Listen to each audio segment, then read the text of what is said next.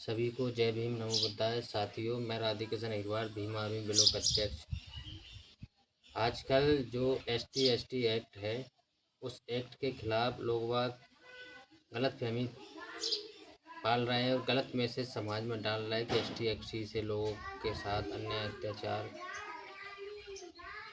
ST act के तो तहत लोगों के ऊपर गलत FIR होती है। साथियों, आजकल देखा जाता है कि ST के लोग बाग गाँव में रहते हैं, एक दो घर रहते हैं तो उनके ऊपर जातिगत भेदभाव होता है, अन्याय अत्याचार होता है, शोषण होता है और उनके बहन बेटियों के साथ अन्याय अत्याचार होता है।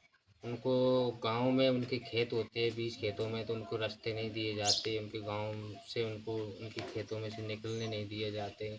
ऐसी कई प्रकार की समस्याएं आज भी गाँव में है। और गांव का जो गांव है भारत में, जो गांव है वो जातिवाद का एक अड्डा है। इस अड्डे में ऐसी मानसिकता के लोग हैं जो चाहते हैं कि ST के लोग हमारी बराबरी पर ना आए।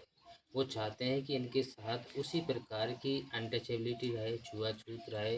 ये हमारी बगल में बैठना उठना इनको नहीं आना चाहिए, ये हमारे बगल में नहीं बैठे। इसलिए ये जातिगत भेदभाव ख़त्म होता जा रहा है इस एक्ट के डर के मारे। तो ये तिलमिला रहे कि कल तक ये लोग, इन लोगों को हम गाली गलौज देते थे, इनके साथ मारपीट करते थे, आज ही ये लोग हमारे सामने आकर खड़े होकर हमसे सवाल जवाब कर रहे हैं। तो साथियों, मेरा कहने का मतलब ये है कि जो ST एक्ट है वो यहाँ के SC के लोगों को सामाजिक रूप से एक करना, समानता लाना, आर्थिक रूप से उनको मजबूत करना, इनके ऊपर अन्याय अत्याचार जो होता आ रहा था उसको रोकने के तहत ये एक्ट बनाया गया है। तो इस एक्ट के खिलाफ जो भी कार्रवाई होती है उसको ईमानदारी से अगर लागू भारत में कर दिया जाए तो यहाँ से जातिवाद खत्म हो सकता है। क्योंकि ST एक्ट के तहत जो कार्रवाई होती है उसको प्रशासन के द्वारा सही तरीके से नहीं की जाती, क्योंकि गरीब लोग होते हैं और जो दबंग लोग होते हैं वो ST के ऊपर कार्रवाई करवाते रहते हैं। तो वो कार्रवाई करते ST के ऊपर अत्याचार करते रहते हैं, क्योंकि दबंगता के कारण वो पैसे भर देते हैं। पैसे के कारण हमारा वर्ग कमज़ोर है आर्थिक रूप से, तो वो ना तो पैसा दे पाता है ना इतना सक्षम है। इसलिए हमारे लोगों को एक ही बात कहूँगा मैं ST के लोगों को कि आपको एकत्रित रहना है, संगठित रहना है, आपको संगठन में रहना है, तो ही आप इस समस्या के समाधान पा सकते हैं। नहीं तो ये समस्याएं आए दिन बढ़ती जा रही है।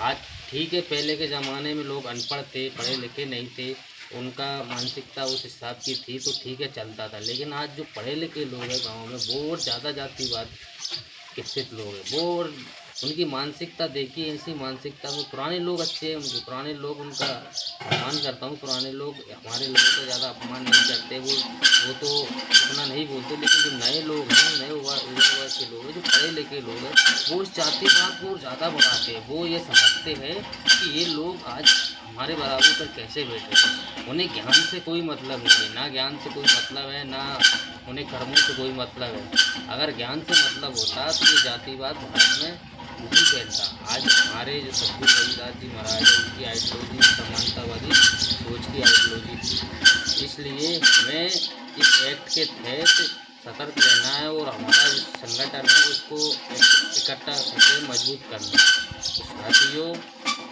हमें हमारा जो कानूनी अधिकार है, संवैधानिक अधिकार है, उसके तहत हमें जागरूक होना है। हमारे बच्चों को भी इस एक्ट के बारे में बताना है, इसमें क्या क्या प्रावधान है, किस हिसाब से ये लगता है।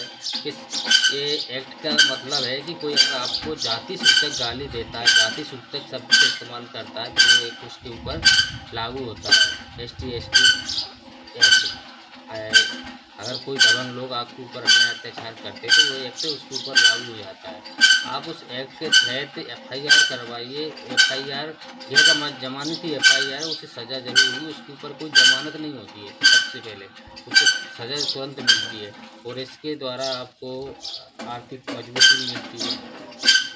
सरकार उसमें प्रावधान दिए आर्थिक मजबूती भी देती है। तो साथियों, हमें इस एक्ट का सही तरीके से यूज करना है। और कोई लोग हमारे ऊपर इस प्रकार की घटनाएं करते हैं तो इस एक्ट वो बारे में बताइए। और एक है, इस एक्ट का अगर आप एक्ट का इस्तेमाल करते हैं तो राज़ीनामा मत करिए, क्योंकि राज़ीनामा जब आप करते हैं तो वहाँ प्रशासन के द्वारा ये बताया जाता है कि ये एक्ट गलत, ये एक्ट झूठा पाया है। इस एक्ट में राज़ीनामा का कोई प्रावधान नहीं है। आप राज़ीनामा नहीं कर सकते, राज़ीनामा कोर्ट के द्वारा होता है। आप कहीं भी बैठ के राज़ीनामा करते हैं तो वो गलत तरीका होता है। तो साथियों, इसी के साथ मैं आपको बोलना चाहता हूँ कि इस एक्ट को बचाने के लिए हमें संगठित होना पड़ेगा। पूरी ताकतें लगे चुकी है, एसटी एक्ट के पीछे पड़ रही है, आरक्षण के पीछे पड़ रही है। हमारे अधिकारों को बचाने के लिए संगठित होना पड़ेगा हर मुद्दे पर, और पढ़े लिखे लोगों को हमें आगे आना पड़ेगा। आजकल पढ़े लिखे लोग पीछे हैं, समाज में नई दिशा नहीं दे पा रहा है, इस कारण समाज का शोषण अन्य अत्याचार हो रहा है। इसी के साथ मैं आपसे विदा लेता हूँ। जय भीम, नमो बुद्धाय, जय संविधान।